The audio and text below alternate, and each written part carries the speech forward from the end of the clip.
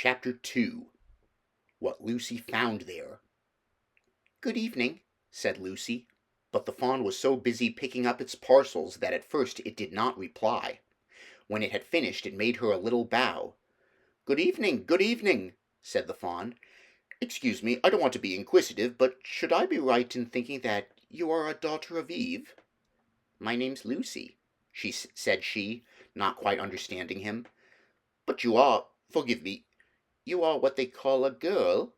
asked the fawn. "Of course I'm a girl," said Lucy.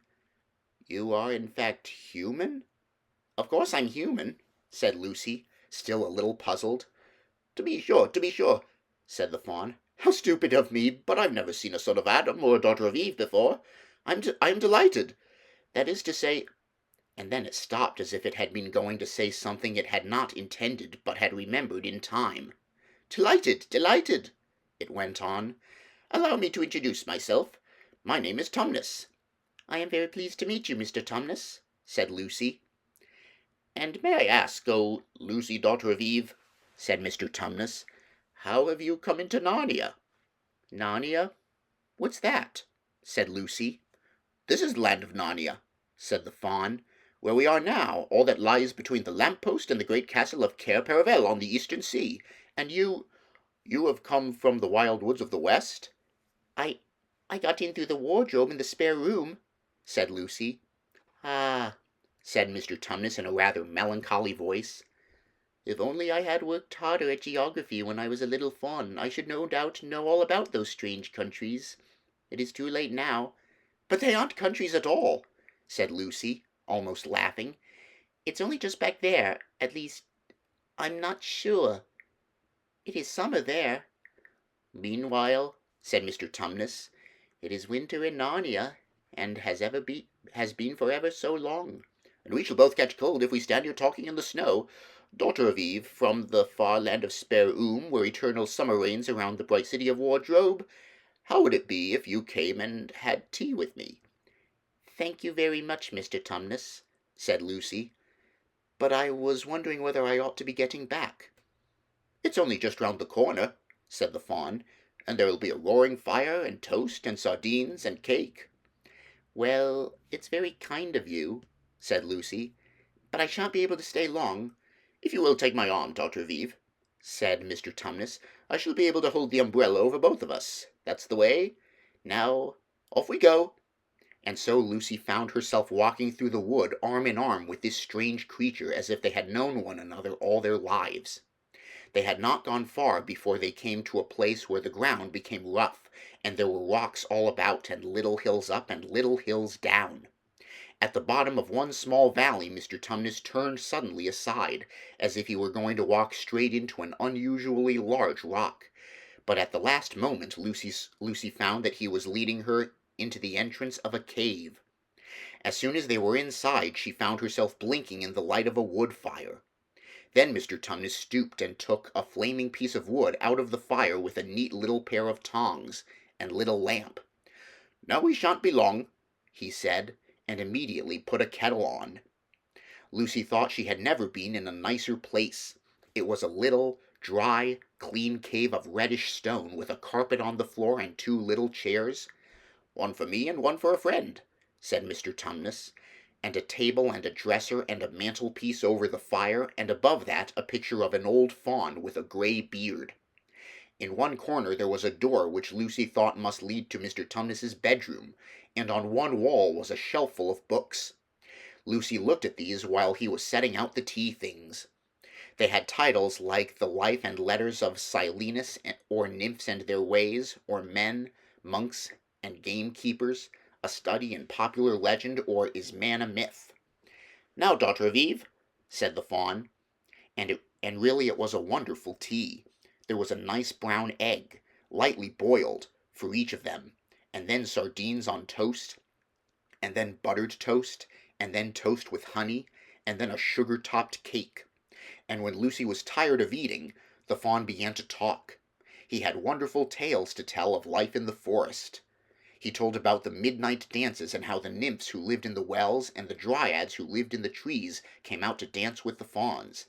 about long hunting parties after the milk-white stag who could give you wishes if you caught him, about feasting and treasure-seeking with the wild red dwarfs in deep mines and caverns far beneath the forest floor, and then about summer when the woods were green and old Silenus on his fat donkey would come to visit them, and sometimes Bacchus himself, and then the streams would run with wine instead of water, and the whole forest would give itself up to jollification for weeks on end. "Not that it isn't always winter now," he added gloomily. Then to cheer himself up, he took out from its case on the dresser a strange little flute that looked as if it were made of straw, and began to play. And the tune he played made Lucy want to cry and laugh and dance and go to sleep all at the same time. It must have been hours later when she shook herself and said, "Oh, Mr. Tumnus, I'm so sorry to stop you, and I do love that tune, but really I must go home. I only meant to stay for a few minutes." "It's no good now, you know," said the fawn, laying down its flute and shaking its head at her very sorrowfully. "No good?" said Lucy, jumping up and feeling rather frightened. "What do you mean? I've got to go home at once. The others will be wondering what has happened to me." But a moment later she asked, "Mr. Tumnus, whatever is the matter?" For the fawn's brown eyes had filled with tears, and then the tears began trickling down its cheeks, and soon they were running off the end of its nose, and at last it covered its face with its hands and began to howl. "Mr. Tumnus, Mr. Tumnus," said Lucy in great distress. Don't, what is the matter? Aren't you well? Dear Mr. Tumnus, do tell me what is wrong." But the fawn continued sobbing as if its heart would break, and even when Lucy went over and put her arms round him and lent him her handkerchief, he did not stop. He merely took the handkerchief and kept on using it, wringing it out with both hands whenever it got too wet to be any more use, so that presently Lucy was standing in a damp patch. "Mr. Tumnus!" bawled Lucy in his ear, shaking him. "Do stop it at once! You ought to be ashamed of yourself, a great big fawn like you. What on earth are you crying about?" "Oh!" sobbed Mr. Tumnus. "I'm crying because I'm such a bad fawn." "I don't think you're a bad fawn at all," said Lucy. "I think you are a very good fawn. You're the nicest fawn I've ever met." "Oh! You wouldn't say that if you knew," replied Mr. Tumnus between his sobs. "No, I'm a bad fawn. I don't suppose there ever was a worse fawn since the beginning of the world." "But what have you done?" asked Lucy. "My old father now," said Mr. Tumnus. "That's his picture over the mantelpiece. He would never have done a thing like this." "A thing like what?" said Lucy. "Like what I've done," said the fawn. "Taken service under the White Witch. That's what I am. I'm in the pay of the White Witch." "The White Witch? Who is she?" "Why, it is she that has got all Narnia under her thumb. It's she that makes it always winter and never Christmas. Think of that." "How awful," said Lucy. "But what does she pay you for?"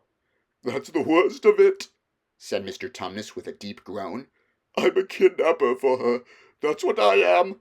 Look at me, daughter of Eve. Would you believe that I'm the sort of fawn to meet a poor innocent child in the wood, one that had never done me any harm, and pretend to be friendly with it and invite it home to my cave, all for the sake of lulling it to sleep, and then handing it over to the White Witch?" "No," said Lucy. "I'm sure you wouldn't do anything of the sort." "But I have," said the fawn. "Well," said Lucy rather slowly, for she wanted to be truthful and yet not be too hard on him. "Well, that was pretty bad, but you're so sorry for it, and I'm sure you will never do it again." "Daughter of Eve, don't you understand?" said the fawn. "It isn't something I have done. I'm doing it now, this very moment." "What do you mean?" cried Lucy, turning very white.